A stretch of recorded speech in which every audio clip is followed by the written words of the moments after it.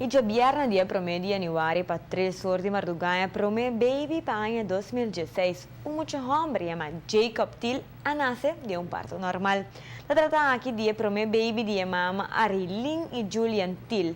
Tá baby culo viva dentro da cota. Para 9 luna e baby esconde seu sexo. E mama de baby tem apenas de 5 anos de idade e está super contento com seu prome baby. Esta presidente de estado Táchira de nosso país vizinha Venezuela. E tata de baby acompanha também durante o parto e durante a ida no hospital. Eu tô cosmino pensa que a mim lo vai ter sombra que o dia da sora bate não tem nada, pero em dado momento a senhora a camisa que tem roupa mais dolo, anterior em dado momento me disse para vai controlar também ora, anterior me reparar hey, tá baiando roupa ali, anterior não sabia se um bom hospital, anterior não sei hospital, ainda me atende ora que nenhum baby não nasce ainda, anterior ora me diz aqui que eu tenho dia tá baiando basta ali, então me nós começamos a set up turcos.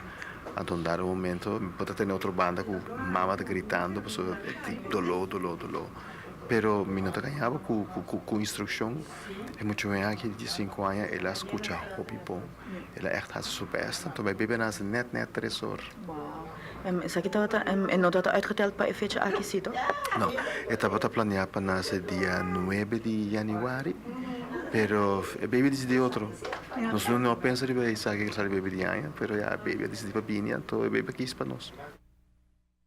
Dr. Horacio de Ber Hospital felicita a maior con un baby boy, Mr. mencionato também a celebrar que é o último baby de ano 2005 e tem regalo também para de 2 baby de ano 2016. Well, para bem na gente família.